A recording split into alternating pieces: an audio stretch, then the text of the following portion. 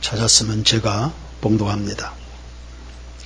그날 모세의 책을 낭독하여 백성에게 들렸는데 그 책에 기록하기를 암몬 사람과 모압 사람은 영원히 하나님의 총회에 들어오지 못하리니 이는 그들이 양식과 물로 이스라엘 자손을 영접하지 아니하고 도리어 발람에게 뇌물을 주어 저주하게 하였음이라.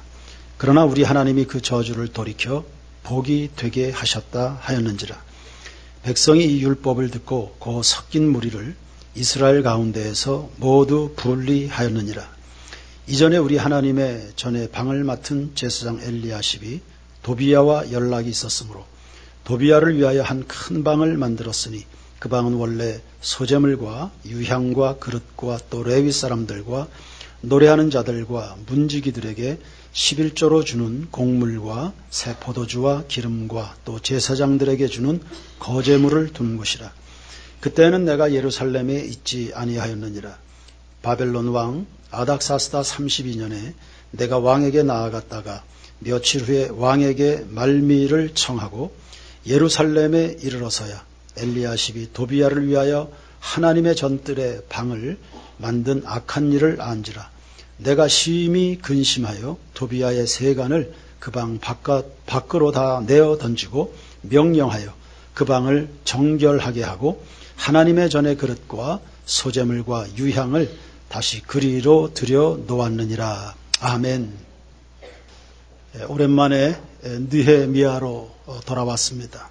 작년 여름에 1장을 설교하기 시작했는데 마침내 결론 부분 13장에 도달했습니다.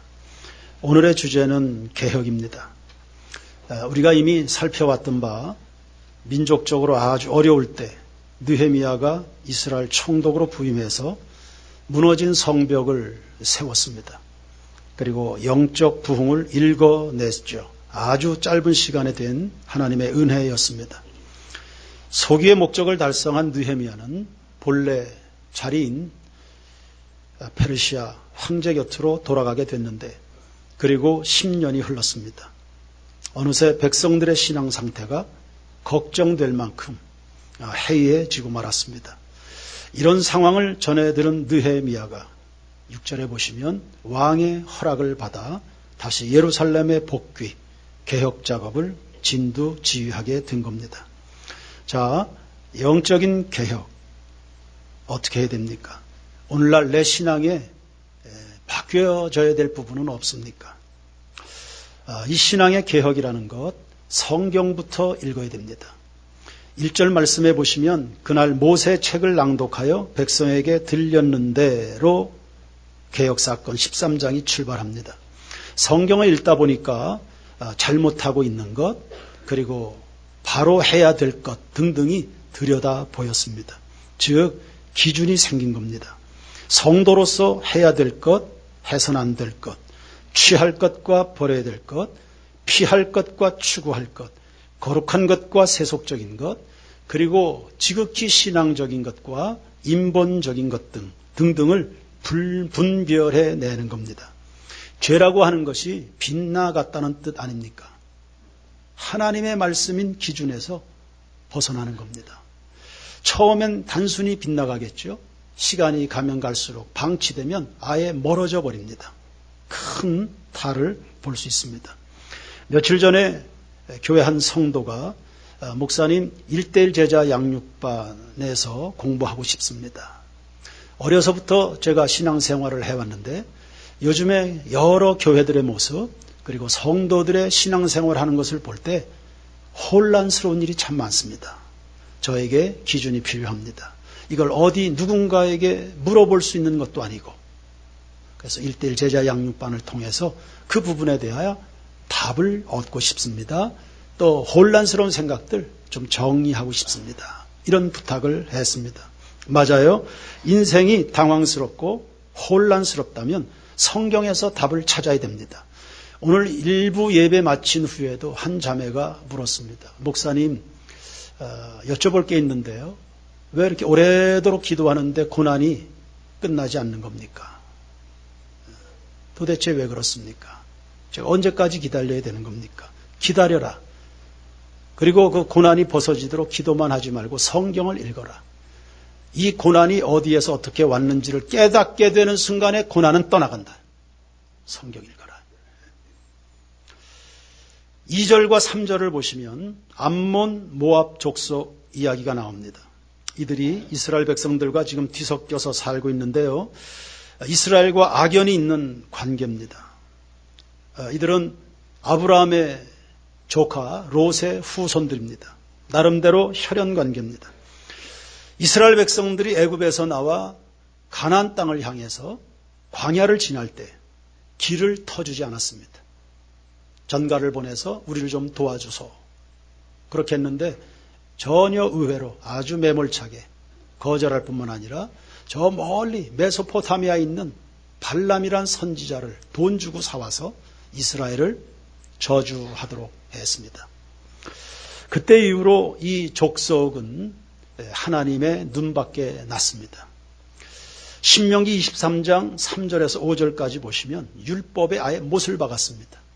이제 앞으로 모압과 암몬 족속은 하나님 나라 공동체에 들어올 수 없다. 이들이 정말로 회개하고 하나님을 경외하기로 작정하기 전까지는 하나님 나라 공동체에 들어올 수 없다. 그런데 어느 때부터인지 그러한 정화, 회개, 각성의 과정 없이 이 사람들을 막 받아들이는 경계선이 허물어진 겁니다. 주일과 엿새 경계선이 무너지듯이 하나님의 것과 내 것의 경계선이 무너지는 것처럼 교회와 세속의 경계선이 무너지는 것처럼 신앙과 인간적 탐욕들의 경계선이 무너지는 것처럼 이 경계선이 다 무너져 버린 겁니다. 물론 성도는 세상과 단절되어 살 수는 없습니다. 우리도 똑같이 아침에 일어나서 똑같이 불신자들과 더불어 직장생활, 사업의 현장을 살아갑니다. 단절되어서 살 수는 없습니다. 그러나 세상에 물들어 살 수는 없는 거죠. 예수님이 십자가 지시기 전에 요한복음 17장에 제자들을 위해서 축복합니다. 아버지요, 내가 이 세상에 속하지 않은 것처럼 제자들도 세상에 속하지 않았습니다. 저들을 세상의 악으로부터 건지시고 보존하시옵소서. 내가 아버지께 비옵는 것은 저희들이 악에 빠지지 않기를 원하는 겁니다. 진리로 거룩하게 하옵소서. 무엇으로 거룩해요? 진리로. 아버지의 말씀은 진리입니다. 우리 성도들의 삶에 믿음의 반석이라는 것은 결국 진리 기준 하나님의 말씀에 있는 겁니다. 그래 우리 성도들이 말씀을 붙들고 말씀을 그 잣대로 해서 사명 따라 거룩함으로 세속을 하나하나 걷어내야 되죠.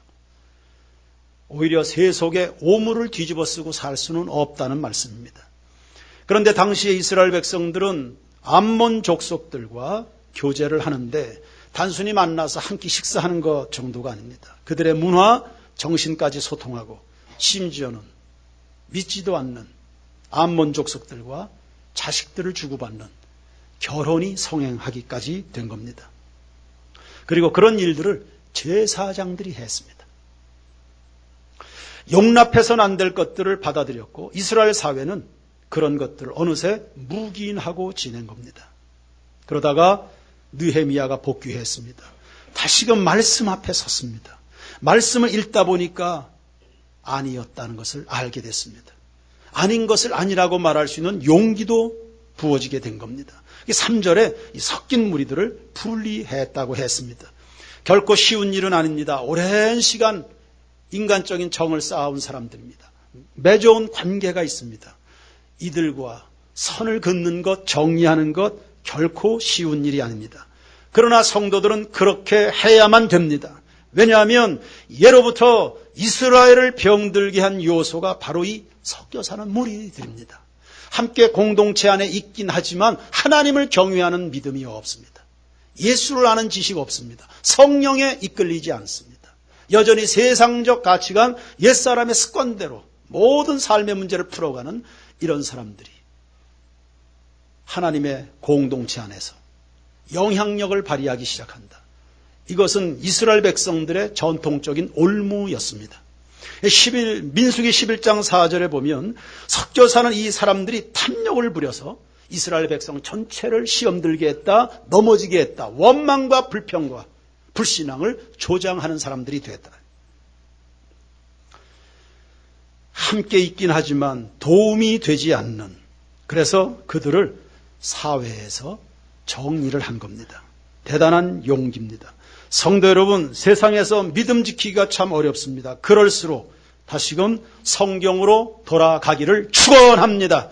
시편 119편 105절에 주의 말씀은 내 발의 등이요 내 길의 빛이라고 했습니다. 누가복음 24장 32절에 보면 엠마오로 가던 두 제자, 낙심한 제자입니다. 길을 잃었고 빛을 잃어버렸던 제자였습니다. 그런데 도중에 예수님이 찾아오셨습니다. 그분이 예수였는지도 몰랐습니다. 그 예수님이 곁에서 복음을 다시금 들려주실 때 마음이 뜨거워지면서 부활신앙을 획득하게 됐습니다. 하나님의 말씀을 대면할 때마다 여러분의 심령에 성령님 임하시길 바라고, 여러분의 눈을 열어 주의 법의 귀한 것들을 보게 되기를 축원하고, 여러분이 살아가야 될 길, 의로운 길을 발견하게 되는 변화가 일어나게 되기를 원합니다. 중세시대는 부패한 교회 시대였습니다. 그 종교개혁의 시발점도 말씀이었습니다. 마틴 루터는 사제였습니다. 사제였는데 구원의 감격도 기쁨도 왜 예배해야 되는지도 모르는 그런 사람이었습니다. 영적으로 비참했습니다. 수많은 영적인 고뇌에 시달리던 마틴 루터가 답을 얻고자 성경을 미치도록 읽은 겁니다. 특별히 갈라디아서, 로마서 등등의 복음의 진수를 다루는 그 말씀들을 미치도록 읽었습니다. 읽다가 깨닫게 된 겁니다. 이거 아니네. 성경이 말하는 것과 교회가 가는 게 이게 길이 다르다. 다르네. 다르다고 한마디 던졌는데 그게 개혁의 불길로 타오르게 된 겁니다. 여러분, 성경 읽으십시오. 사모함과 믿음을 따라 읽으십시오.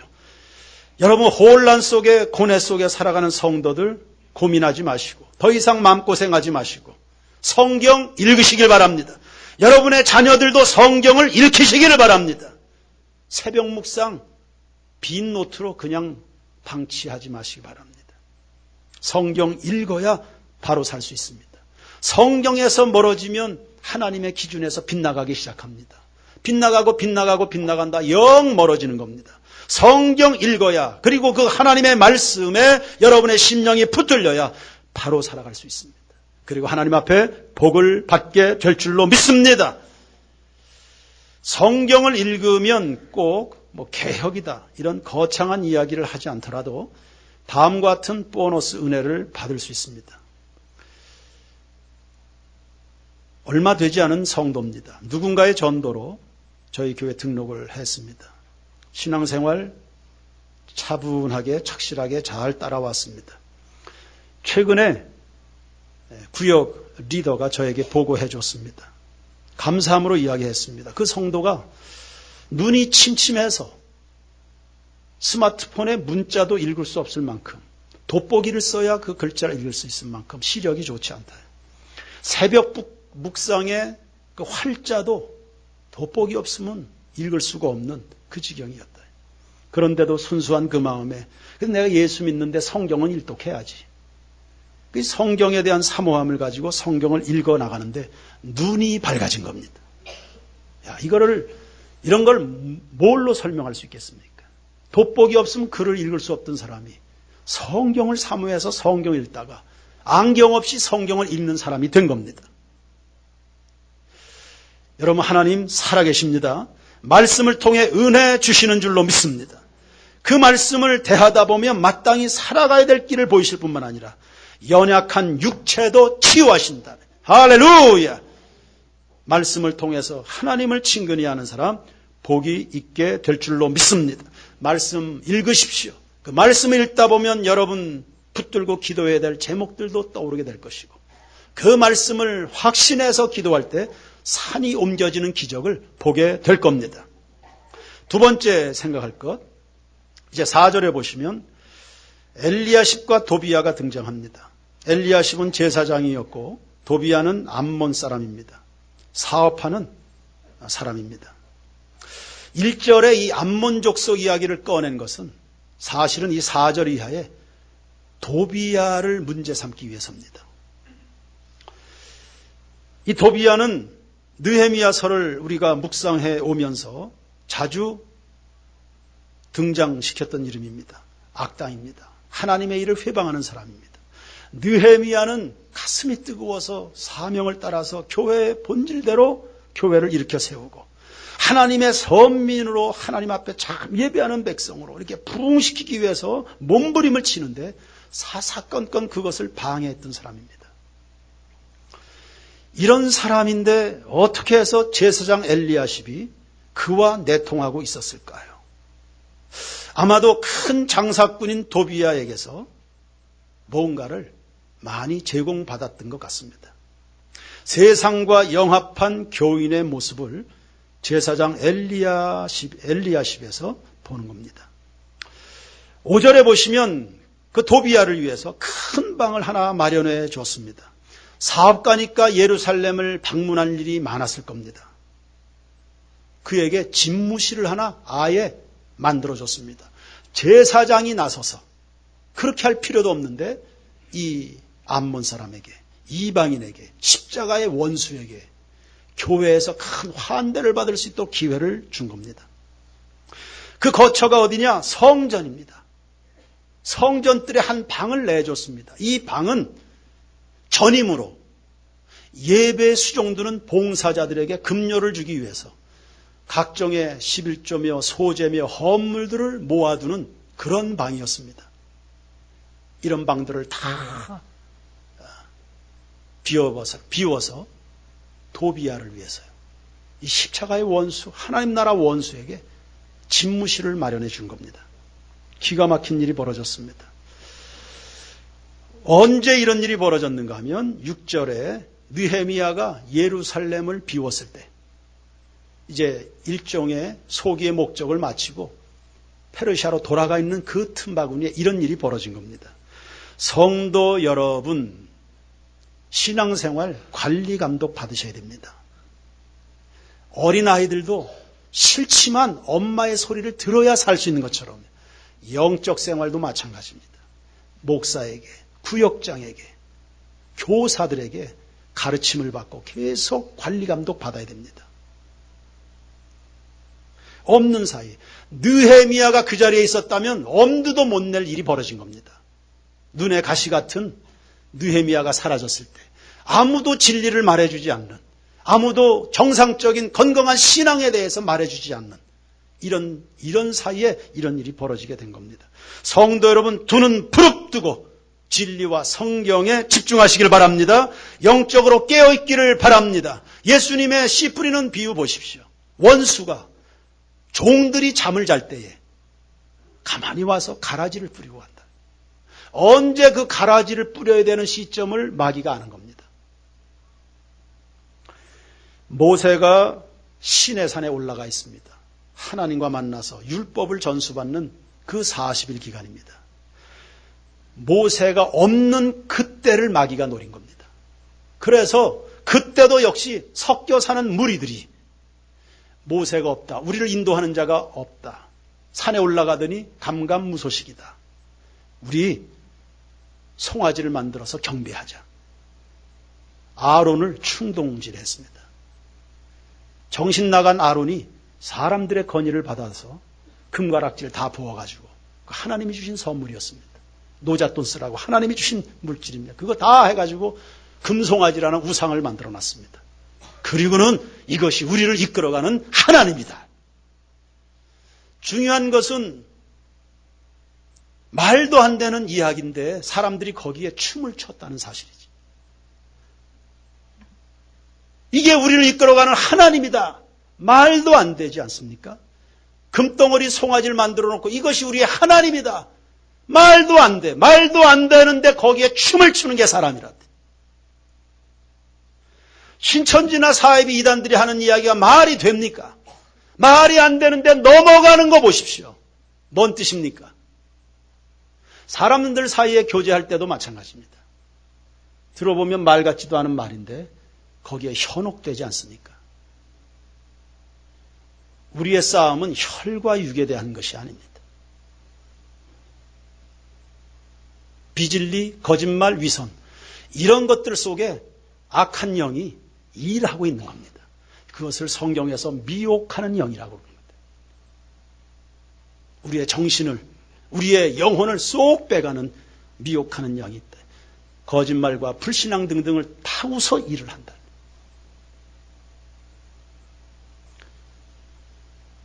영적으로 잠자지 마십시오. 잠들면 시험이 오고 시험이 깊어지면 내 영혼의 안방을 다 내주는 겁니다.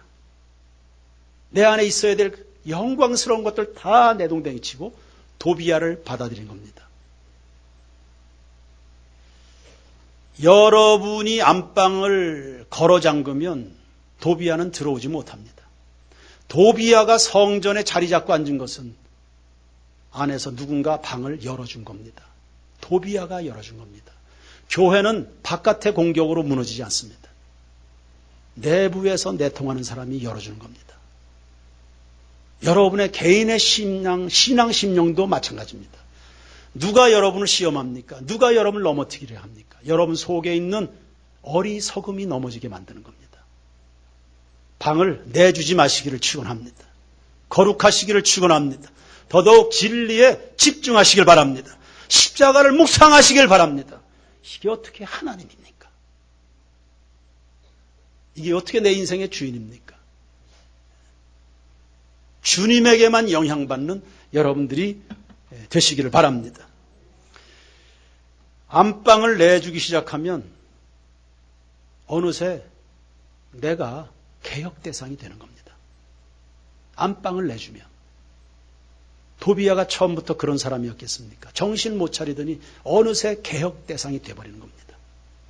깨어 있어야 되죠. 만민이 기도하는 집인데 너희가 강도의 구렬로 만든다. 어느새 신앙생활을 미적지근하게 하다 보면 강도 소리 듣는 겁니다. 여러분의 영혼에 아름다운 성령의 동산이 돼야지.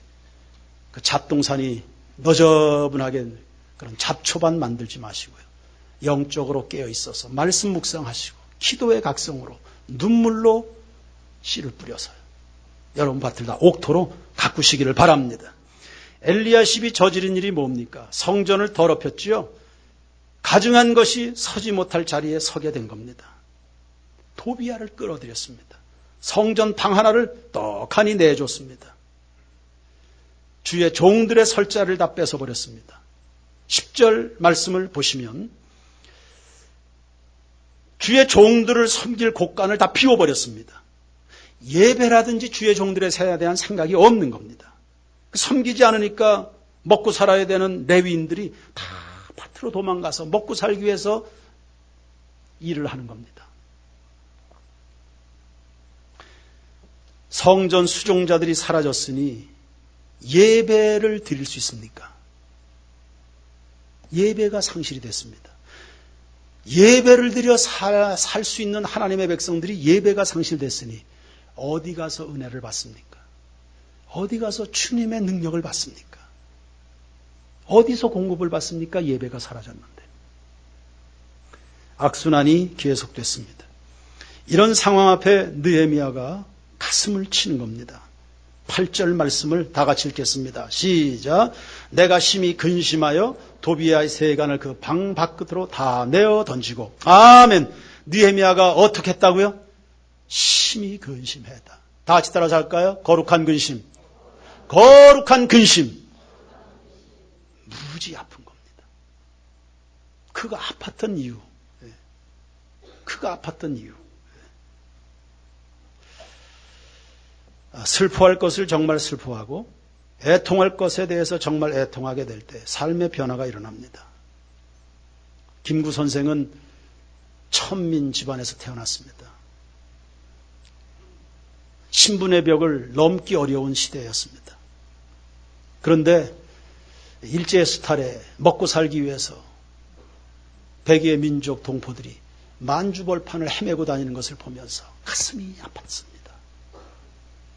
이 민족이 이렇게 살 수 있나? 그 아픈 가슴에서부터 시작해서 그가 민족의 지도자가 된 겁니다. 민족에 대해서 아파하는 사람 하나님 민족의 지도자로 세우고 오늘날 교회 구역 때문에 아파하는 사람들은 교회 지도자로 세울 겁니다.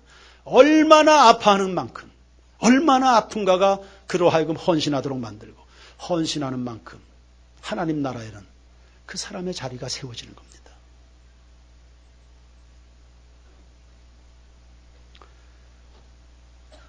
그 아픈 마음에 도비아의 세간을 다 던져버렸다.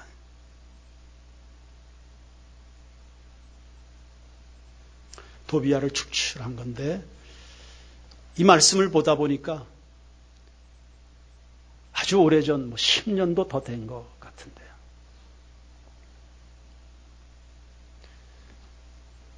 교육관 시절이었습니다. 한 형제를 결혼주례 했습니다. 결혼 감사 예배를 드린 겁니다. 예배당에서. 식당이 비좁으니까 옆에 식당을 얻어서 피로연을 했습니다. 결혼해서 예배당에서 결혼 감사 예배를 드리고 피로연을 하는데 혼주가 결혼 축하객들에게 술 대접을 하는 거였습니다. 그래서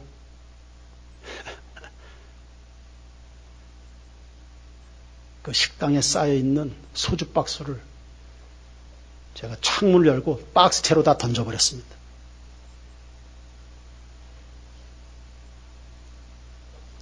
금방 목사의 주례 속에 하나님 앞에 감사하고 영광 돌렸는데 예배당에서 결혼 예배 드린 그 자리에서 술 파티가 웬 소리냐. 근데 하객들 가운데 예수 안 믿는 사람들도 있잖아. 그건 그 사람들 문제고. 다른 교회에서, 다른 도시에서 장로 직분 받았던 사람의 자제였습니다. 장로라고 다 똑같은 장로냐.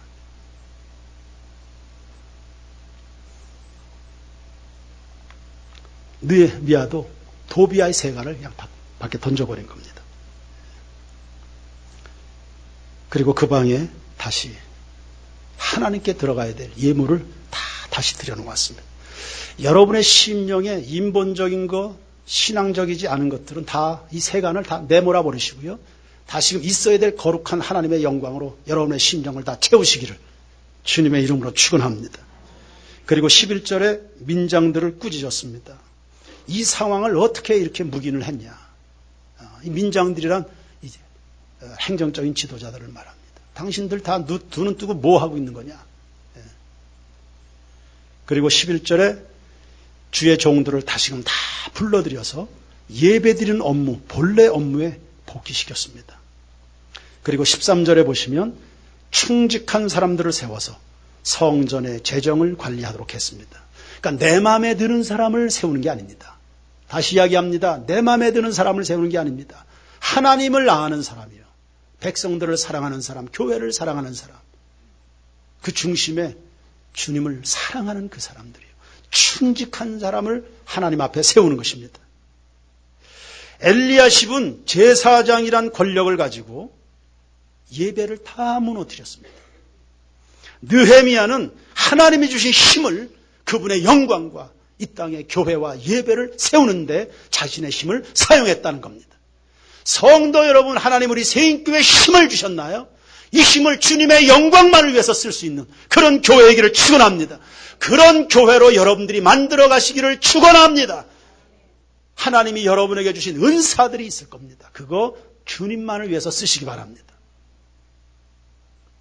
부모된 권위와 권세, 자녀들의 영혼을 세우는 데 쓰시길 바랍니다. 구역장들이 하나님 앞에 받은 권위가 있을 겁니다. 그거 영혼들을 세우고 구역을 주의 영광이 머무는 구역으로 만들기 위해서요. 그렇게 그 힘을 쓰시길 바랍니다. 느헤미야가 도비아를 축출하는 거 쉬운 일이겠습니까? 이거 쉽지 않습니다. 문재인 대통령이라고 해서 자기 마음에 안 드는 사람 함부로 쳐낼 수 있습니까? 이미 힘을 가지고 있는 사람들 쳐내는 것은 쉽지 않습니다. 이건 담대함입니다. 믿음으로 하는 겁니다. 하나님이 기뻐하시지 않는 그런 일들, 문화는 하나님이 여러분에게 주신 권위들이 있습니다. 구역장의 권위가 있고 부모의 권위가 있고 찬양대 대장의 권위가 있고 지휘자의 권위가 있고 하나님의 뜻이 아니다. 도비아 같은 것들이 어느새 우리 공동체 안에 들어오고 있다. 믿음으로 쳐내는 겁니다.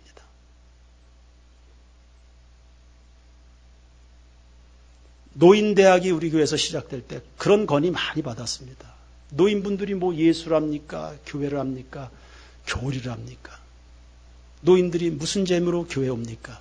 그러니 노인대학에서 우리 교회에서 운영하는 노인대 유행가 부르게 합시다. 이런 건이 있었습니다. 뭔 유행가? 유행가 세상에서 얼마든지 부르는데 교회까지 와서 유행가를 부르냐. 중고등부도 새 친구 초청잔치하고 그러는데 그 아이들 유행가도 부르고 뭐 이런 건이 제가 수도 없이 받아. 목사가 설교만 하는 게 아닙니다. 그런 것들과 싸워내는 겁니다. 최근에 저희 딸아이가 기독교 대학 채플 시간에 한 학기 동안 찬송을 인도하도록 했습니다. 찬송을 인도하게 됐는데 교목실에서 이렇게 이야기를 하더랍니다. 채플 시간에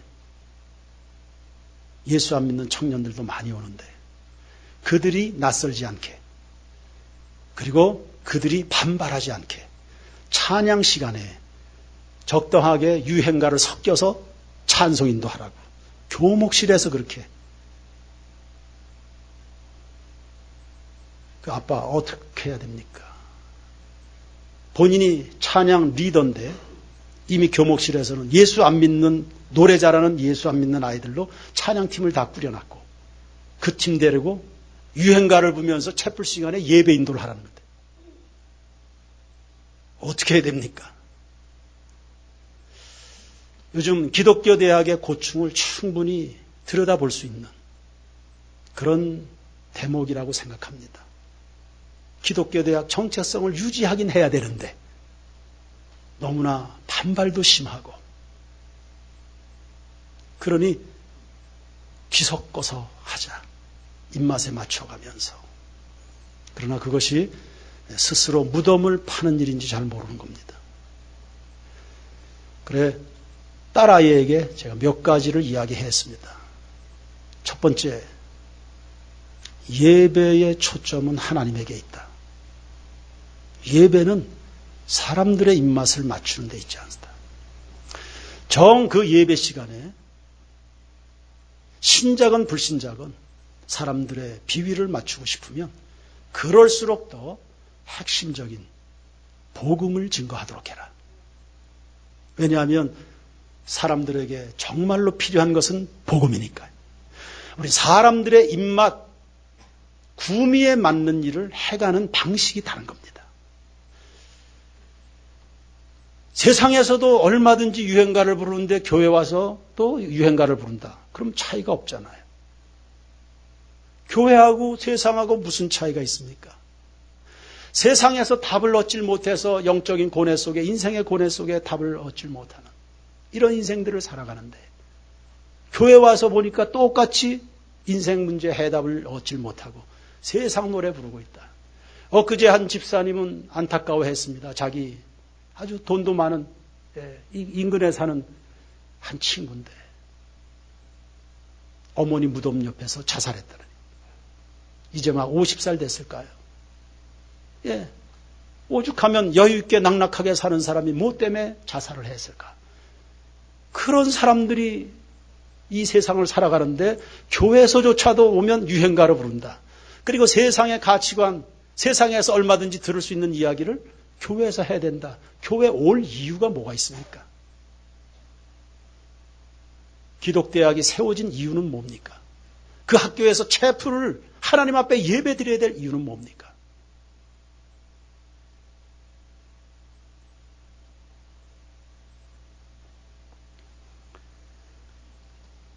유행가는 사람의 영혼을 만질 수 없습니다.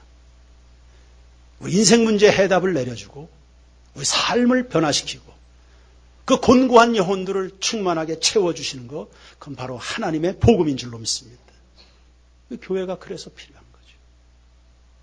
그럴수록 듣든지 아니 듣든지 때를 얻든지 못 얻든지 복음을 증거하고 주의 성령이 흐를 수 있는 영혼의 노래를 불러야 된다.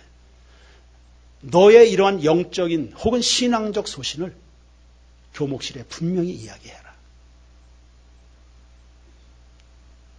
그리고는 첫 주 인도했습니다. 잘 모르는 그 학생들이 찬양인도 끝나고 나니까 박수 쳐줬답니다. 할렐루야!